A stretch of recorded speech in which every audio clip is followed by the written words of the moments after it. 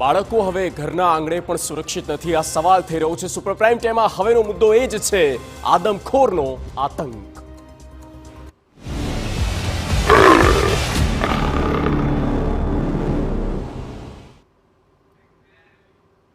ગીર સોમનાથમાં દીપડાએ 3 વર્ષની માસૂમ બાળકીને બનાવી છે પોતાનો શિકાર। આ ઘટના બાદ સમગ્ર ગીર સોમનાથમાં ખળભળાટ મચી ગયો છે। વન વિભાગની કામગીરી સામે પણ સવાલ ઊભા થઈ રહ્યા છે। ગીર સોમનાથમાં સૌથી વધુ દીપડાઓ છે અને છેલ્લા કેટલાક દિવસોથી દીપડાઓ આતંક મચાવી રહ્યા છે, છતાં વન વિભાગ શું કામગીરી કરી રહ્યું છે તે સૌથી મોટો સવાલ છે।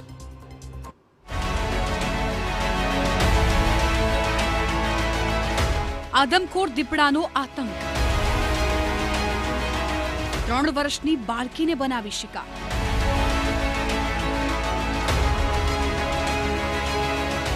માનવભક્ષી દીપડાથી વધતો ફફડાટ। 8 દીપડાઓએ ઊભી કરી ભારે દહેશત। જિલ્લો ગીર સોમનાથ, તાલુકો સુત્રાપાડા, ગામ મોરાસા, સમય રાત્રે 8:30 કલાકે। 3 વર્ષની બાળકીને દીપડાએ બનાવી છે પોતાનો શિકાર।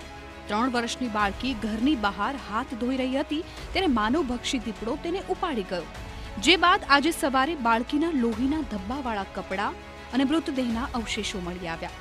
આ ઘટનાને લઈને સમગ્ર પંથકમાં ભયનો માહોલ ઊભો થઈ ગયો છે।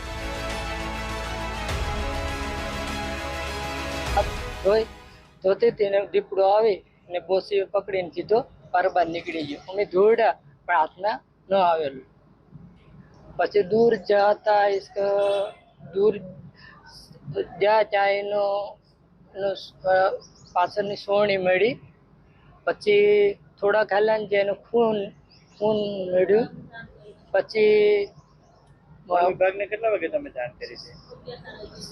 11:30 વાગે જાણ કરી। ડેડ બોડી કેટલા વાગે સવારે મળી છે? 7 વાગે।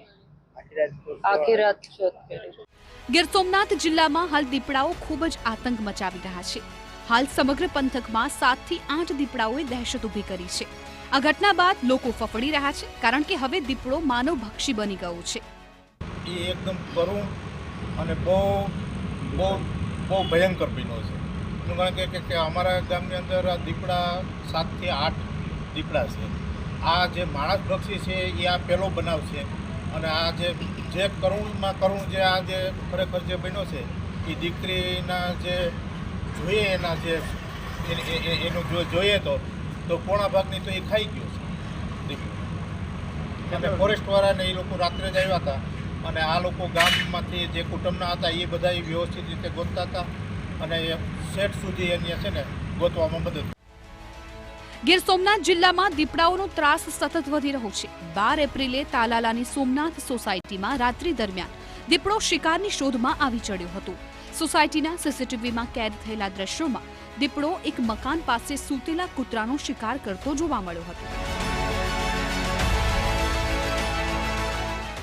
દીપડાનું નામ સાંભળતા જ લોકોને હૃદયના ધબકારા વધી જાય છે।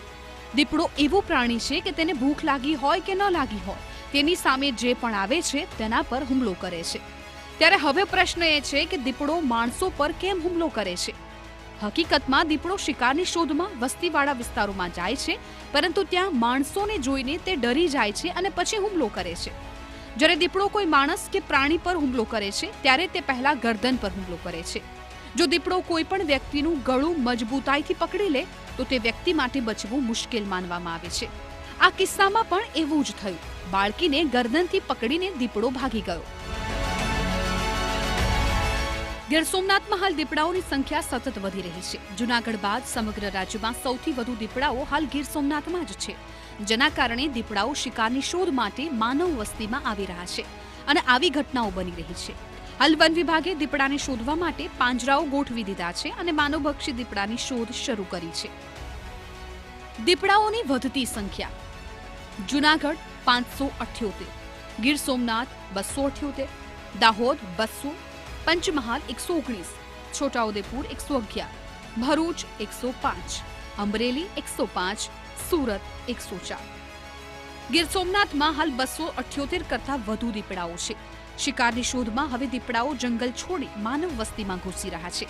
ત્યારે હવે વન વિભાગે કોઈ નક્કર પ્લાન બનાવવો પડશે, જેથી આવી ઘટનાઓને ટાળી શકાય. Bureau report, TV9.